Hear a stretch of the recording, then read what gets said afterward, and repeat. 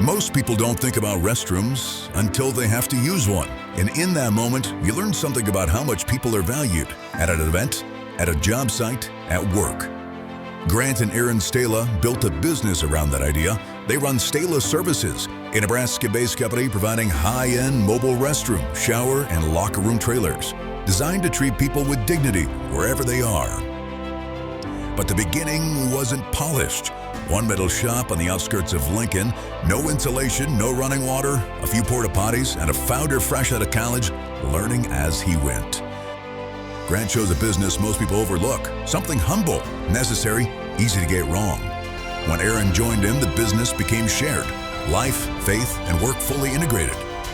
Long days, hard decisions, choosing quality over good enough. Over time, the focus narrowed, the standards rose, and the business grew on purpose.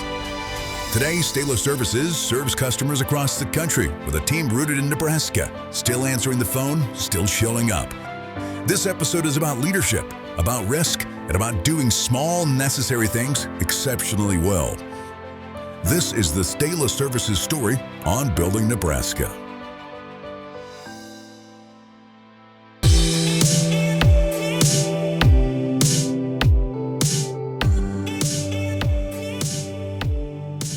Welcome back for another episode of Building Nebraska, proudly powered by the Engler Agribusiness Entrepreneurship Program located at the University of Nebraska-Lincoln. Today we are south of Omaha, Nebraska, visiting with Grant and Erin Stahla of Stahla Services. So excited to visit with both of you, and particularly you, Grant, because about 10, 12 years ago, you and I sat in your original location, so it's a bit of a follow-up. Both of us have advanced quite a bit in our... We've advanced, yeah. As part of our adventures here. So Stahla Services, you guys are number one and the number two business. You told me back That's then. right. I assume that's still true today. Luxury toilets. Who knew that would be a concept that 12 years ago, you started that, Grant, would be able to grow into this business you have today? Back then, could you have dreamed of the success you've been able to have? No, had no expectations of this, so thankful for where we are. Stahla Services, lots of different things now compared to where you were. If you tried to break you out, people see your trailers in various spots, right? At an outdoor wedding, they might see them at a commercial site. Talk about the different audiences you're able to serve now. Yeah, so we have a couple different primary audiences. I think a lot of people understand what a restroom trailer is because maybe they were at a cousin's wedding and it was on, the cousin's parents' acreage in the middle of nowhere and there weren't enough bathrooms, and that's where they'll kind of first see a restroom trailer. But then they realize they're everywhere now, and it's definitely a growing service that's kind of coming about, whereas you would always used to see porta potties everywhere, and of course we still do, and we still have to use them every once in a while, right? But now so more the commercial side is like if a Target or a Home Depot or stores along those lines are remodeling their bathrooms, they'll give us a call and they want their customer experience to remain as similar as possible to what it would be having their own facility. So that's when they call us. We arrive with a bathroom trailer and we try to keep their service as seamless as possible. Other things is new construction, that's a big one, or we get our shower trailers out for different events and long-term as well. So we're working on a couple different trailer options as well, like locker room trailers and things along those lines. So yeah, that's typically where you'll see a restroom trailer, shower trailer. So the two of you are married. Correct. Right. What are the roles in the business? How do you, if at all, separate the work versus the personal? Yeah, so that's been kind of a work in progress for us. We'll be married 4 years in February. And that's been something that's just always kind of moving to the next stage of how we want to handle that. From the beginning, we've been pretty clear on like, hey, we're co-CEOs. And then from there, we're, co-owners, co-CEOs. And then we kind of go by our strengths off of that. Even in the CEO role, it's like, what is Grant good at? What am I good at? And thankfully, we have very complementary skill sets. We do have some overlap, but we've kind of figured out what that looks like. So, and then we kind of roll into Grant's head of marketing, and then I'm more like brand awareness that sort of thing. And then I'm head of like organizational development, HR. And then really we just kind of like flow right wherever the business needs us in that moment. But that's kind of how we've been able to work out like our roles and how we work best together. And I'm sure you ask us in even a year and it might be different. So that's what we've landed on so far. Grant, from your first restroom trailer you purchased 12 years ago, how has the industry changed? Oh, that's a good question. Our industry is filled with a lot of great people. Yeah. They definitely want to provide a solution for the events where people need, extra showers, restrooms, lockers, laundry facilities. If you take kind of the infrastructure that you have in a building or a house and then try to put it into a box on wheels, it's always more complicated. And so that I would say the industry has continued to make those boxes on wheels that hold bathrooms and sinks and showers just better. It's a better experience. The stairs and the platforms are bigger and safer. The inside there's no wood materials. They don't mold or absorb water, and they're just really well lit. They're really insulated. They're extra cool in the summer and they're hot in the winter. I mean, just kind of those functional things. Like, this is a functional product. You're not going out and looking for laundry, washer and dryer, mobile, and looking to spend $8,000 a month just for fun. You're doing it because maybe there's a hurricane in the area and you're supporting 100 people at a man camp. So I would just say that the industry's gotten to be more functional. It's just the products work really well. The experience is better when people are going in and using the restrooms. And so otherwise, another trend that I've really seen is the marketing of specialty trailers. Back in the day, it was more like most companies were porta potty companies. And they might have plastic porta potties. They might have 2,000 plastic porta potties, and then 2 restroom trailers because they get the one-off calls for wedding requests. And now that we see companies that are just restroom trailer companies, and there's a lot of really good companies across the United States that have 1 or 2 or 3 restroom trailers, and they service their local area really well with the local weddings, or maybe McDonald's is doing a remodel for 3 weeks and they're able to bring their trailer there. So it's a little bit more regional versus before you just kind of have only the biggest players that are doing the most business having the restroom trailers. Now we have quite a few little operators or smaller operators that are serving that local community. Because of that, does that change your strategy of who you're trying to serve at any given time?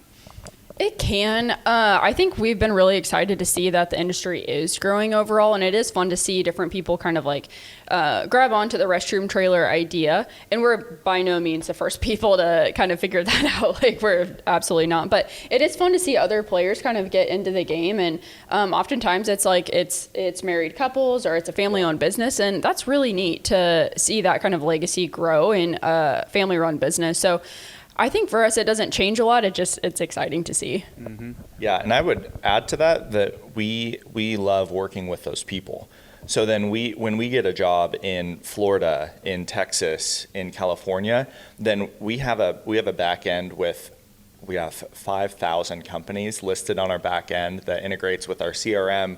We have a mapping software. So we're continually finding out, okay, what does that company have for inventory? They have a small trailer, they have a large trailer, do they have shower trailers, do they have handicap accessible trailers?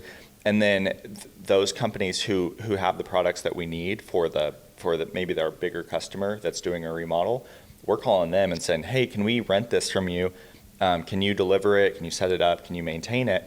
And then we'll help kind of coordinate the customer and the logistics and the customer service and the finance and the back end. So it's really a win-win. So it's fun to work with all those companies across the U.S.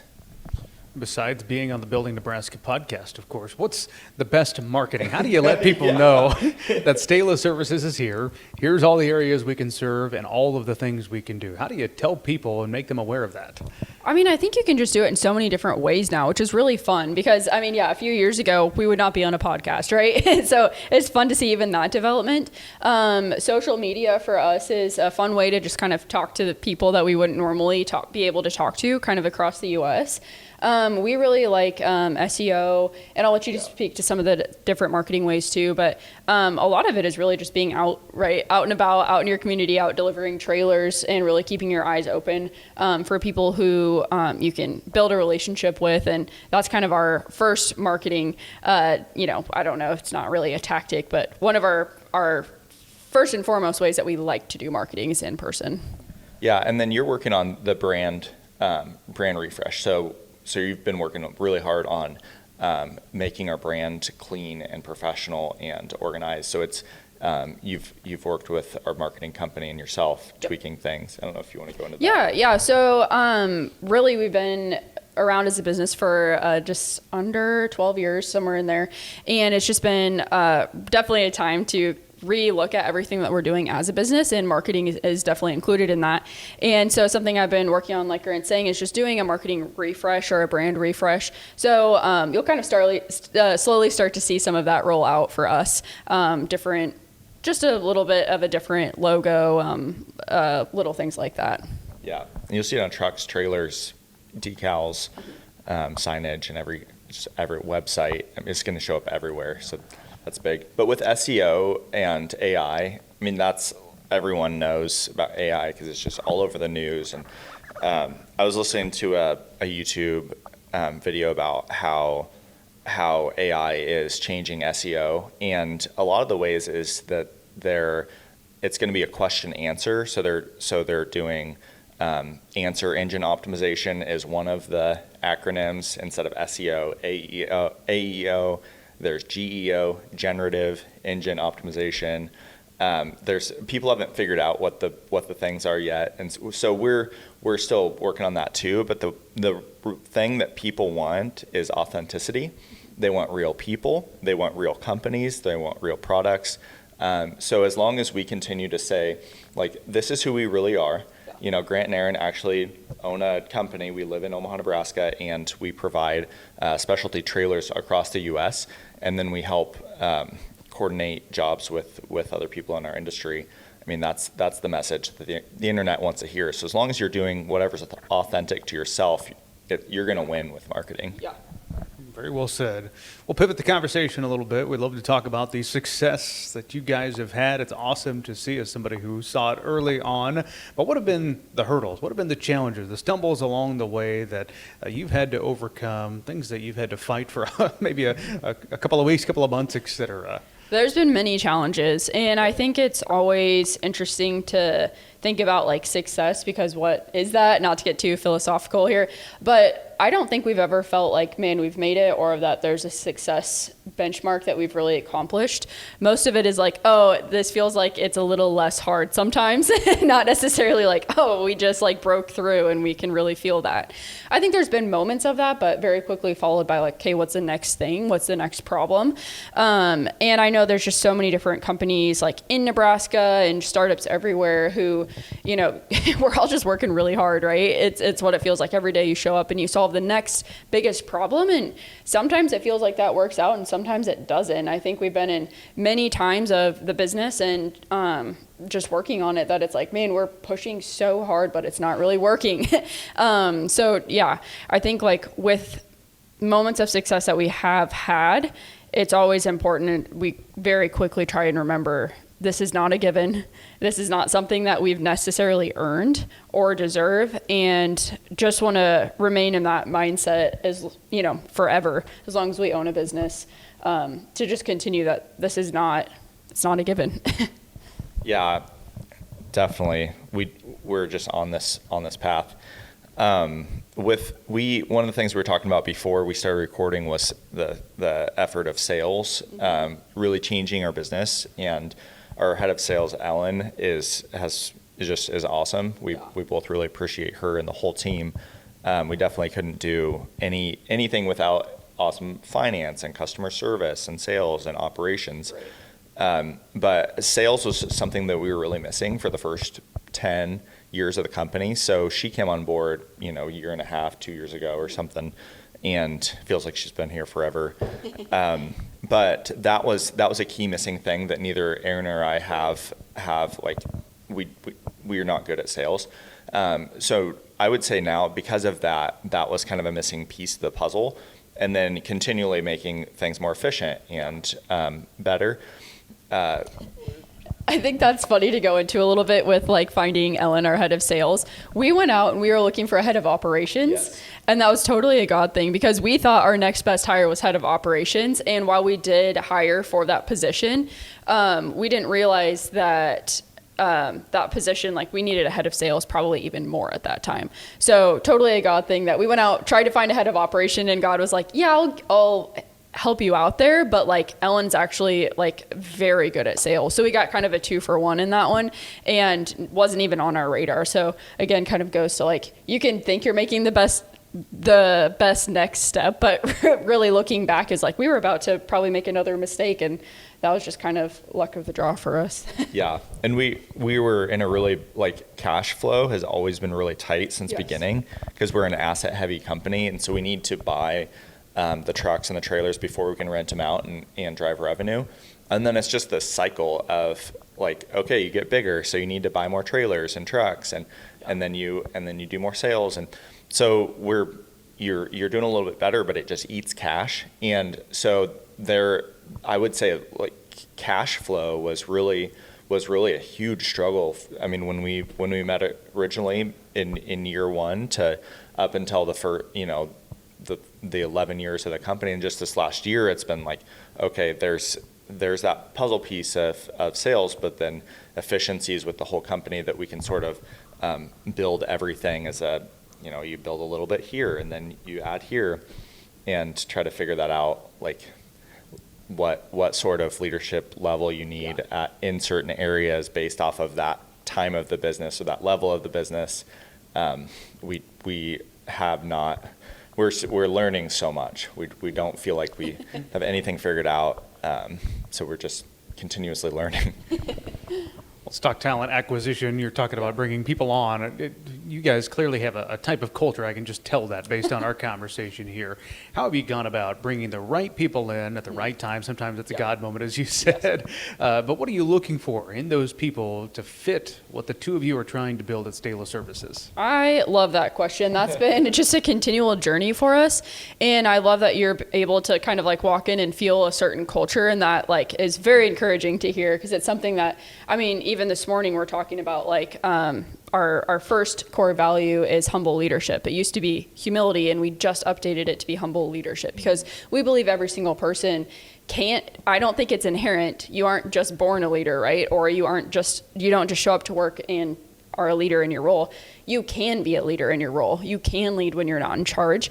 So those are the types of things we're really wanting to continue to talk about in our culture. When it comes to hiring, really the philosophy is hire slow, fire fast. I'm getting better at both of those, and we are just as a company. But I mean, I'm just continually thinking through, and we're continually thinking through and having conversations about, hey, the next time we're going after a key hire or any hire in our organization, what are we looking for that role as a culture fit? And we really hire culture first and then skills next. Which, man, when you get down to the wire and you have maybe two candidates where it's like you have a culture fit who has a little bit lesser skill set, and then you have somebody who's just going to be a cold-blooded killer when it comes to the skill set that you need and would advance your company to the detriment of the culture, that's when really the rubber meets the road, and you're looking two people straight in the face and trying to decide, like, okay, this is going to be a long-term play if we hire the culture fit. But I mean, time and again, we've been grateful that we do go culture over skill set, because we do believe if you have the right culture fit, you can teach the skills. But that's something that we've just continued to always think through and dial in. And we went through years of kind of making sure that every single person on the bus was meant to be there, wanted to be there, and we're constantly evaluating that. And I think every single person on our team and on any team, whether an owner or working for somebody, should be constantly evaluating that. Am I in the right spot for my life, and am I in the right spot for this organization? So something we're going to continue to go after because culture is such a big deal to us. You talked about finding the right people on the bus. Well, Grant, the two of you found each other to drive the bus together. And I want to ask you, Grant, a question on this. As somebody who built a business without knowing Erin at the time, but there might be some hesitancy in some people when you get married to say, yeah, everything I've built, now we're going to share, we're going to run this together. Did you face any of that personally? How did you overcome that to say, this is our joint venture, we're going to do this together, success and failure, and navigate it as a couple? Yeah. Well, it's really Erin's hesitation of, should I take on the millions of debt that Grant has? No, that's a real thing. Because even though we weren't necessarily successful at the point of us dating or getting married, and we've a lot of our stuff a lot of success has happened like since we've been married, or so I didn't really have those moments of like, oh my gosh, this business is just absolutely thriving before Erin.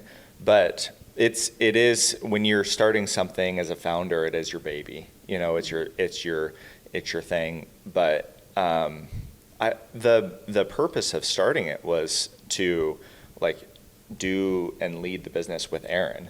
So then the whole purpose was to build this, and then I wanted to run it with a rock star wife, with Erin that's high level, and that's how my mom was. Is she's just like an awesome person, and so I would say it was more natural to have, like, I couldn't do it without Erin being a part of it versus like, oh, I don't want this person in it. So it just felt I think it's different for everyone though. You know, everyone has a different personality, a different skill set.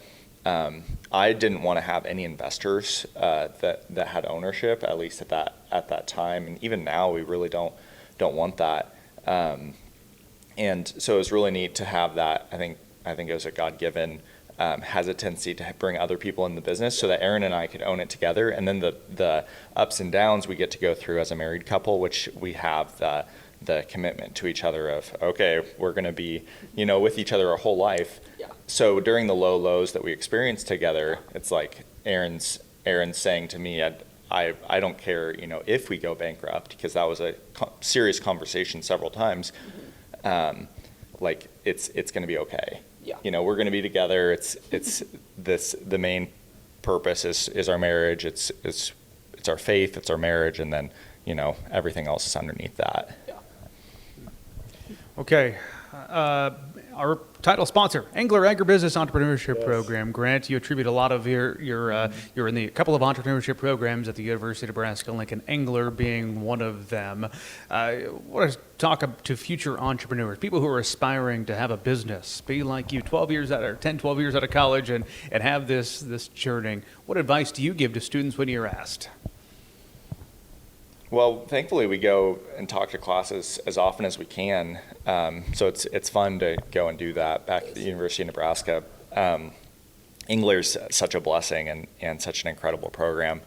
The other program's College of Entrepreneurship, and they're just fantastic. So it's awesome to have within the college environment to have an organization encouraging going off and starting something on your own and bootstrapping. Because that is hard to do. I always suggest that people work on knowing themselves, knowing what is it that they're built to do, what did God make them to do, and then the startup process is a lot easier because you find yourself not being able to think about anything other than that. So I would say the first thing is really to know thyself. And know what do I enjoy doing during the day? What are my, like we talked about, we're co-CEO, so we both have CEO strengths. We're co-owners. We actually have owner strengths. And then we both enjoy marketing. I'm back-end marketing. She's front-end marketing. Your organizational development. I like buying stuff. And so like knowing your strengths, and then there's 10,000 businesses out there. There's a lot of different industries out there. So then you can use chat, use AI, help define, okay, what industry fits my strengths and my skill sets. Yeah. I know you have input for a lot of people too with that combo. Yeah, no, I think it's such a cool question to ask, and something that we've really appreciated about Engler.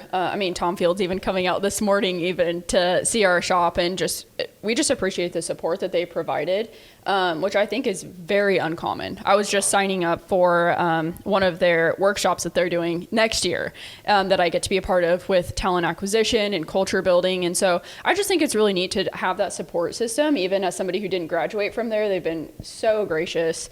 And I feel like I'm, pseudo involved with it now, which is neat. But I think for people who are looking for what's their next thing, is really just being prayerful and understanding like who you're created to be is such a big deal.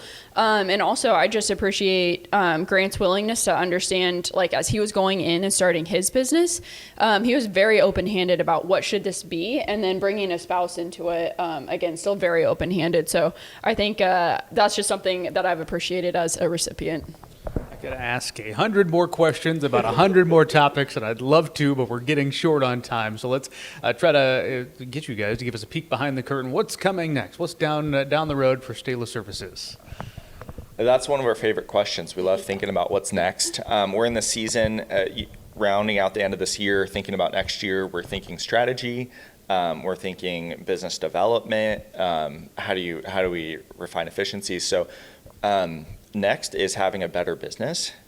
Next is bringing more value to customers with that customer service aspect, with better relationships, with better products. And we're working on diversifying our products. Like we continue to talk about, we're not just restroom trailers, we're not just shower trailers, handicap accessible trailers. We work with locker room trailers, with laundry trailers, with decontamination trailers. We support office trailers with water tanks and pumps and waste tanks, and then of course we're just coordinating the logistics and the back end and the servicing all across the U.S. We're coordinating that for jobs all over the country, for jobs that involve this really niche industry. We're kind of we want to be the knowledge experts for that, and then the logistics back end experts. We have a segment of our company that we call Stahla Logistics, and so that's the nationwide the back end powerhouse that supports these complicated. You have 10 trucks coming out to a site in a day, pumping out waste tanks, filling water, fixing air conditioners, and kind of coordinating the finance, the customer service, the back end of that.